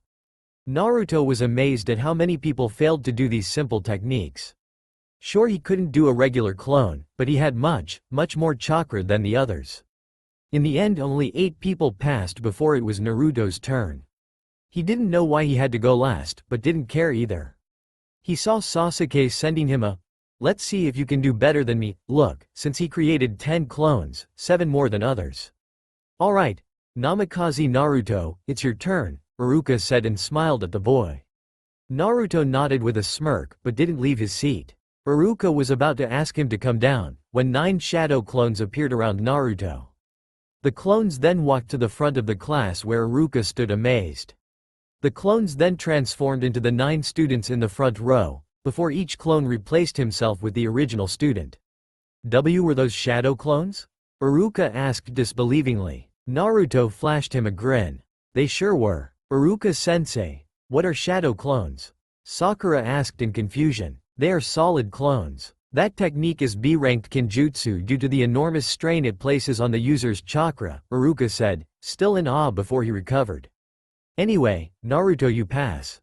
Naruto grinned and took a black stripped forehead protector from the desk. To those who passed, congratulations. You will come here tomorrow for team placements. To the others, I'm sorry you didn't pass, so train hard and you pass next year, Iruka said sincerely. Now you're all free to go. The students started leaving, but Naruto stayed for a while. When the last student left, Naruto approached his sensei. So, Iruka-sensei, how's life been treating you? Naruto asked. Same old, teaching kids and all, Iruka replied before his face saddened a little. I've heard you lost your arm. Naruto sighed. Yeah, the bastard cut it off. Don't worry though, he got what was coming to him. Iruka nodded. May I see? Naruto nodded and pulled up his sleeve. Iruka took a moment to study the arm. It really was amazing how realistic it was. He smiled at the blonde who pulled the sleeve back down. We should get some ramen sometime, Iruka said. Yeah, Naruto replied. Well, I gotta go. See ya tomorrow. Iruka nodded. Yeah, see ya tomorrow, he said and the blonde left. Naruto looked at Iruka like he had grown a second head. He took a second to recover, but still couldn't find anything wrong with his hearing. It was clear as the sky outside. He was on a team with the most arrogant bastard in Konoha and his most loyal fangirl. Naruto let his head drop on the desk with a loud thud, which got him several amused glances. If he looked at Iruka, he would notice a small grin on his face as he continued to read out the team placements. He knew why Naruto was so unhappy since he remembered how the blonde was treated by his new teammates before he left with Jiraiya. And that's it, Iruka spoke finally and smiled at his students. I congratulate you all for passing and wish you luck in the future. Your senseis should arrive any minute now, so sit tight and wait. Then he left, leaving 9 fresh genin to wait for their senseis. This sucks, Naruto muttered, his head still down. Why are you complaining, Naruto baka? Sakura asked. You get to be on the team with Sasuke-kun. Yeah, cheer up, dude, Kiba said, albeit a little meekly. We're ninjas now. Isn't that amazing? Naruto gave him an annoyed look. Mutt, I've been a ninja for the last 4 years.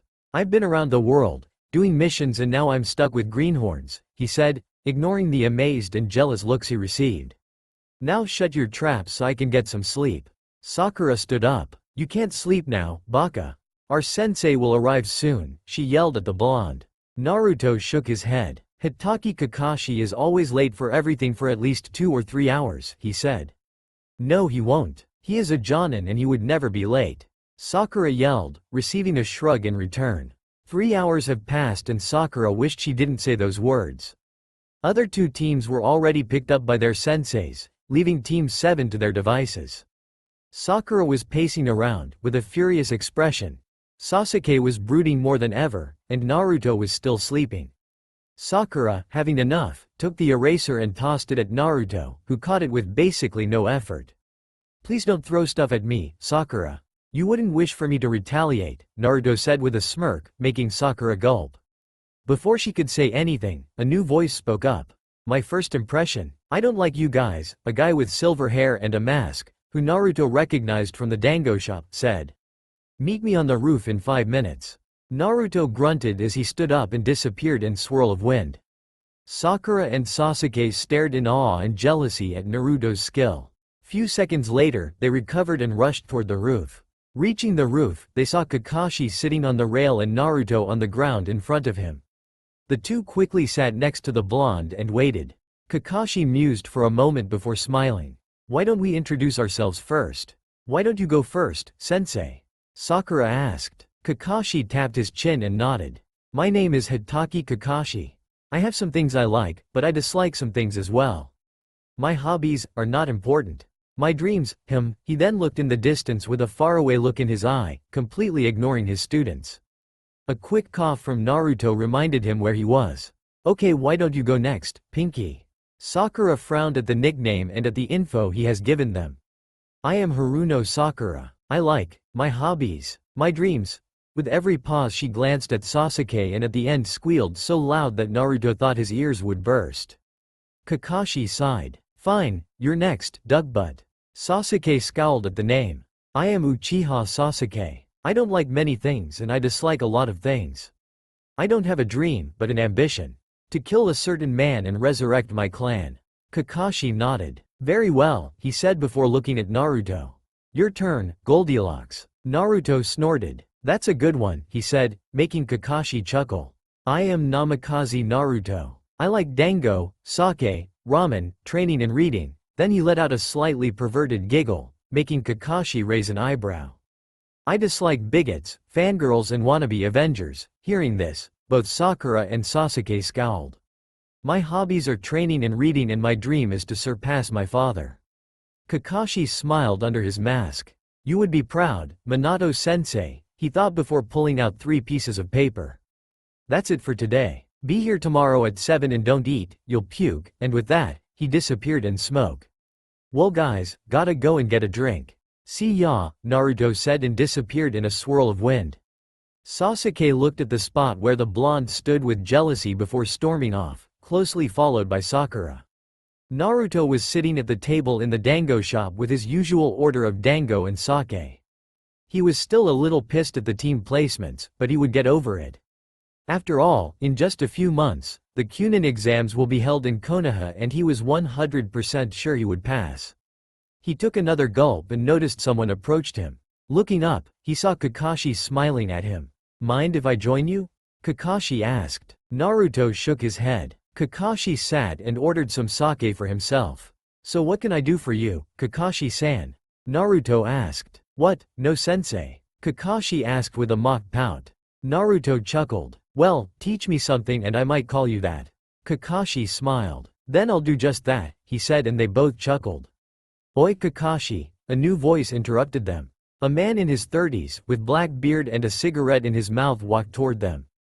"Hey Asuma," Kakashi replied with a wave. "This is Naruto." Naruto palmed his face at Kakashi's lame introduction and stood up. "Namikaze Naruto. Pleasure to meet you," he said and offered his hand. Asuma smiled and took the offered hand. "Sarutobi Asuma, it's nice to finally meet you. To-san speaks very highly of you, Naruto-san." "Just Naruto, please. Never been one for formalities," Naruto said with a chuckle. "So, what can I do for you, Asuma?" Kakashi asked. "Well, Kur and I planned a little picnic for our genin so you better inform your other students," Asuma said. "Tomorrow at 10, Training Ground 7. Kakashi nodded. "We'll be there. It was a pleasure to meet you, Naruto." "I'll see you both tomorrow," Asuma said and left. Kakashi thought for a second before looking at Naruto. "Wanna go and inform your teammates?" Naruto smirked. "Nah, let them come early." They shared a chuckle before leaving.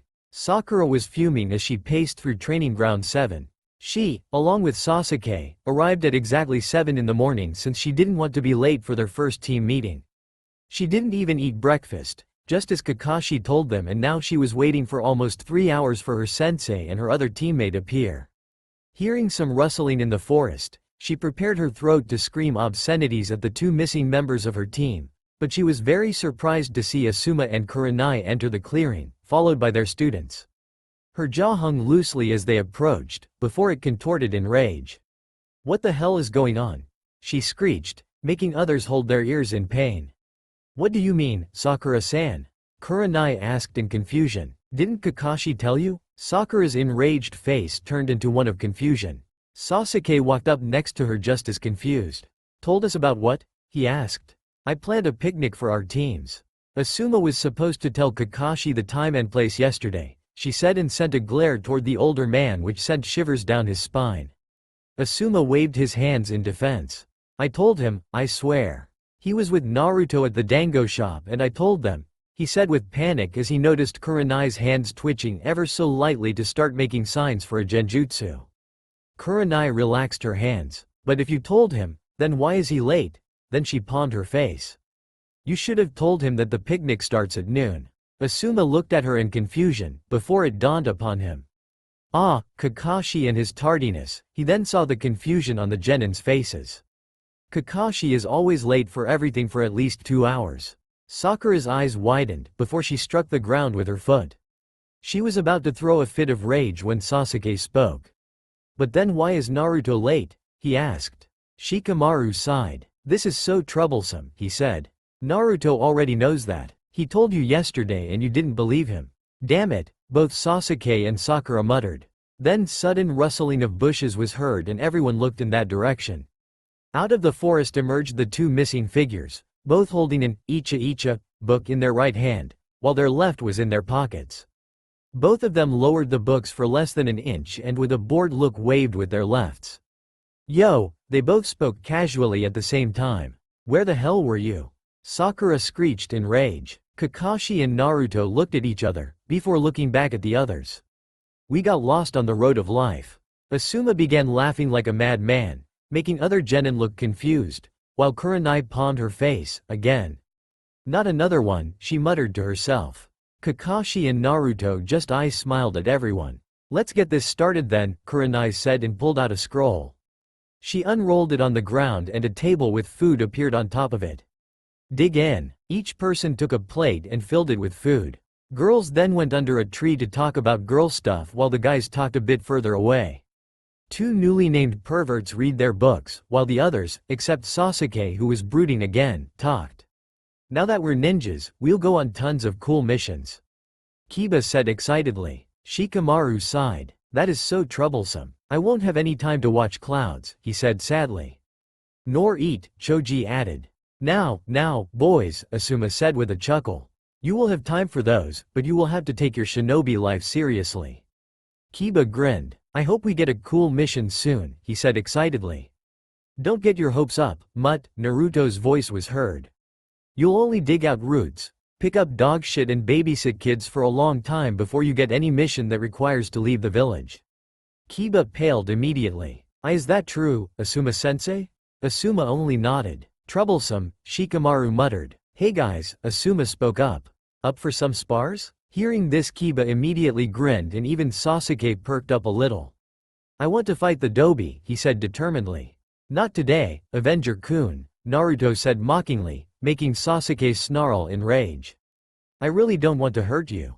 That was heard by the girls and, in an instant, number 1 and number 2 stood up to defend their precious. "You could never hurt Sasuke-kun," they shouted in unison. Naruto gave them an annoyed look before his eyes looked in Sasuke's. Raw rage and determination made him raise an eyebrow. He stood up, book still in his hand, and sighed. "Fine, I'll fight him," he said. Sasuke smirked and walked on the clearing. "I will show you that you are nothing compared to the Uchiha clan."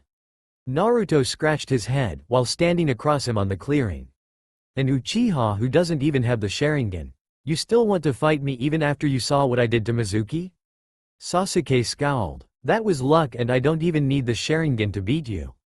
Naruto sighed and returned to his book. "Fine then, begin when ready." Sasuke looked at the book and snarled. "Remove the book so we can start." "Don't worry about the book. Just start when you're ready," Naruto replied, not removing his eyes from the book. Sasuke's face contorted in rage as he rushed at Naruto. "Don't mock me," he yelled and threw a punch with his right. Naruto easily deflected it with his left. "Angry ninja is a dead ninja," Naruto said calmly. Hearing that, Sasuke got angrier and attacked. He threw a kick to Naruto's midsection, which Naruto easily caught and swept aside. Sasuke then used his momentum to punch the blonde in the face, but Naruto ducked and punched the Uchiha in the gut. Sasuke stumbled back few steps and clutched his stomach. "Had enough?" Naruto asked. Sasuke snarled and began a sequence of hand seals. Naruto, recognizing the seals, quickly pocketed his book and blew a strong gust of wind at Sasuke, which knocked the boy back and breaking his technique. Kakashi's eyes widened. "He used the technique without hand seals?" he asked amazed. Others were amazed as well, and Asuma was happy that there is another wind user in Konoha. Back on the battlefield, Sasuke slowly stood up while holding his sides. "How'd you do that?" "Simple," Naruto said with a grin. "When you completely master a technique, you can use it without hand seals. I mastered this one and you see the result," he said. Sasuke growled and prepared to rush again, but a cold steel on his neck stopped him. "What the?" "Yield," Naruto holding a kunai said. "A clone?" Sasuke asked in disbelief. The clone nodded before repeating. "Yield." Sasuke snarled, but nodded. "Fine, I yield," he spat. The clone smiled and disappeared, while the original turned to Kakashi. "Yo Kakashi, wanna show them a real spar?" he asked with a grin. Kakashi looked up and smiled. "All out?" Naruto laughed. "If I go all out, not even Jiraiya can hurt me," he said and rubbed his stomach. Kakashi nodded. "Then all out without going all out?" Naruto acquired a thoughtful look before nodding. "I can agree to those terms." "They confuse me," Ino said with squinted eyes. "I know, Ino," Kurenai replied with a sigh. "They confuse us too." Others just watched in excitement. "I better start without holding back," Kakashi said and raised his forehead protector, revealing a Sharingan eye. He uncovered the Sharingan and the match hasn't even begun? Is Naruto really that strong? Asuma said. "Sharingan? How can he have the Sharingan?" Sasuke thought angrily. "Should we begin?" Naruto asked his sensei. "Why not?" Kakashi replied, and they both eyes smiled at each other. Next moment, they disappeared. Kakashi threw a punch at his opponent, which was blocked swiftly, but quickly followed up with a knee kick. Naruto saw the knee coming and blocked it with his right elbow. Kakashi winced for a second, which gave Naruto an opportunity and head-butted Kakashi in the chin. Next moment they jumped away and got some distance between them. "You're fast, Naruto," Kakashi said with a slightly ragged breath. "My Sharingan can barely follow you." Naruto grinned. "I know," he said without an ounce of exhaustion. "Wanna kick it up a notch?" Kakashi asked. "Sure, why not?" Naruto replied. Kakashi's hands flew through the hand seals. Sweden. Teppodama. A ball of water formed in front of Kakashi's mouth and flew at Naruto with great speed. Naruto saw the ball forming quickly and made a decision. Time to bring out the big guns, he thought as he saw the ball flying toward him. He clapped his hands and planted them on the ground. Second later, a wall formed in front of him, which took the hit of the ball. The others watched with fascination as Naruto clapped again and placed his hand on the wall. The next moment, the wall crumbled to pieces. "What technique was that?" Kakashi asked amazed. Naruto grinned and shook his head. "That's not a technique, that's alchemy," he said and clapped again, before planting his hands on the ground. A giant hand made of earth appeared behind Kakashi ready to squash him. Kakashi barely saw the shadow of the hand to have any chance of evading. He was utterly confused as to how he couldn't see any chakra in it with his Sharingan. "How come I can't see any chakra usage from that technique?" Kakashi asked as he dodged the hand again. "Because that's not ninjutsu and it doesn't use chakra," Naruto said and clapped again. Placing his hand on the ground, he started to pull up a long spear. "Alchemy uses natural energy for transmutations," he said and charged at Kakashi with his spear. Kakashi was dodging left and right each time Naruto's spear thrust forward. He pulled out a kunai to deflect any hit he couldn't dodge and continued to evade the extremely sharp spear. Kakashi then ducked under the spear, and with great speed punched Naruto in the gut.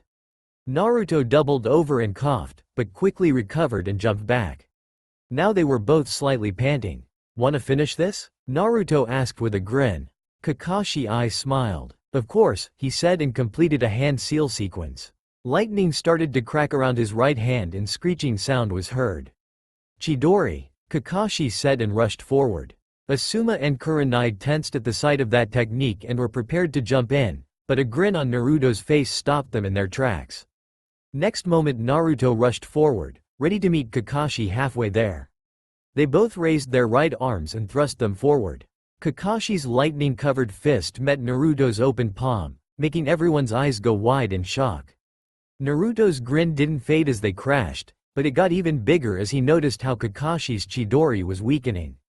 Kakashi also noticed this, but before he could ask, he felt Naruto clutch his right fist in a vice grip, while his left arm was extended. Kakashi's eyes widened as he saw a familiar sphere of chakra appear in Naruto's hand and head toward his gut. Rasengan, Naruto said and rammed the ball of chakra in Kakashi's gut. Kakashi flew back and his back hit the tree with a loud thud. His body slid down the tree bark and he groaned as he hit the ground. That was amazing, Kiba muttered with a voice full of amazement. I never thought Naruto could be so strong, Ino said quietly. But how did he block Chidori like that? It should have pierced straight through his arm, Asuma said and approached Kakashi to pick him up. Then he grinned, which made Kakashi slightly uncomfortable. You got your ass handed to you by a genin. Kurenai chuckled while Naruto laughed. Everyone then looked at Naruto with intention to question him, but the first thing they noticed was his right hand. The hand was covered in pieces of black fabric that smoked every so often. But what completely caught them off guard was that the hand was metal. Naruto trailed their gazes and saw his hand. He removed the burnt fabric and chuckled. You owe me a new glove, Kakashi. I'll be sure to buy you one later, Kakashi said with an eye smile. So how did you block my Chidori? And what's that alchemy you spoke of? Naruto grinned and showed the palm of his right hand. This seal can absorb elemental ninjutsu. It's not yet finished so techniques can still do some damage to human flesh, but it's getting there. And alchemy, well, what kind of gauntlet is that, Dobi? Sasuke interrupted. Naruto sighed and removed his red coat. Their eyes widened at the sight of a full metal arm that was connected to Naruto's body. He stretched the arm and showed it to everyone. This is not a gauntlet. This is a fully functional mechanical arm, he said with a slightly sad undertone. But why do you have it? Ino asked. What happened to your arm? Naruto stayed quiet for a while, contemplating whether he should tell them, but in the end, he decided to tell them. When I was 8, I was attacked. The attacker later chained me and cut off my arm. Ino gasped and tears prickled in her eyes. She couldn't believe that anyone could do something to such a young child. She walked up to him and hugged him, which surprised him. Naruto slowly encircled her frame and let her cry in his chest. The other girls also had tears in their eyes while guys looked sad. He smiled. He was happy that they showed such concern for him, but he was slightly afraid how they would react after he tells them why he was attacked. Naruto patted her on the back gently. You don't need to cry for me, especially for that. It's in the past and I made peace with it. Also beat the shit out of the guy who did it. Kakashi muttered loud enough for them to hear. Naruto then gently pried Ino off him and she wiped her tears. He then walked over to the nearest tree and sat down in the shade. He sighed and ran his hand through his hair, before looking at the others. I think I should also tell you why I was attacked, he said hesitantly. The three Jonin tensed. Are you sure, Naruto? Kakashi asked slightly worried. I'm sure, Naruto replied. They should know since I will work alongside of them. Kakashi sighed. If you wish. Naruto nodded and began. I was attacked because, he paused. The Kyuubi was sealed inside you. Shikamaru finished his sentence, much to the surprise of the others. Naruto looked shocked. How? How did I know? You were born on the 10th of October and the Biju cannot be killed. Also, the Yondaime was a seal master, he said with a serious note you'd never expect from him. I had my suspicions 5 years ago so I went to the library and informed myself. You just confirmed my suspicions. Naruto nodded slowly and looked down. Well, now you know. How do you all feel about it? Shikamaru sighed before chuckling. You have the Kyuubi sealed inside of you, you're not the fox. If you were any danger, they would already restrained you. If anything, you're just an overpowered teenager with some anger issues. This got round of chuckles from others and Naruto smiled genuinely. Thanks, Shikamaru. It means a lot. Shikamaru just smiled back. Naruto then looked at the other genin. He saw Ino and Hinata give a smile and a nod, while Kiba and Choji grinned. Shino also gave a slight nod. When his eyes landed on his teammates, he frowned slightly. Sakura looked hesitant and he knew the reason why, while Sasuke looked downright angry and jealous. You want to say something, Sasuke? Naruto asked. Sasuke snarled. You have so much power inside of you. You, a worthless dobe who couldn't do anything in the academy. I should have that power. Me, an Uchiha, not you, he said angrily. Naruto looked apathetic. I would have no problem with that. I would have no problem with giving you 8 years of hate, starvation, beatings, loneliness, you can take all of that, he said before he started to walk away. And Sakura, you should think with your own head, not your mother's, he added, making her gasp. I'm tired, see y'all later. Then he disappeared in a swirl of wind. The group stayed silent for a minute, before Kakashi spoke. Tomorrow, here, 9 in the morning, he said to his team and disappeared. Kurenai sighed. I guess that's it for today, she said and packed away the table she brought. Everyone quickly left with their thoughts running through their minds. 2 months have passed since their first picnic and Team 7 was returning from yet another D-rank mission. Entering the briefing room, Naruto shot a dirty look to Sarutobi for giving them the Tora mission again, to which the old man chuckled. Mission accomplished, Hokage-sama, Kakashi said lazily. Sarutobi smiled. That's great, he said and gave them their payment. Now your next mission is to babysit. Gigi, if you finish that sentence I will burn your entire, Icha collection, Naruto said with a smile that sent shivers down Sarutobi's spine. Before anyone could react, Sarutobi stood up and shouted. C rank, escort to Wave Country, bring him in. Others looked amazed that Naruto could scare the Hokage like that, but they were interrupted when a drunken burp echoed from the doorway. I'm Super Bridge Builder, Tazuna, and you will be protecting me. That's all for now. If you enjoy this video, then please like, share and do comments.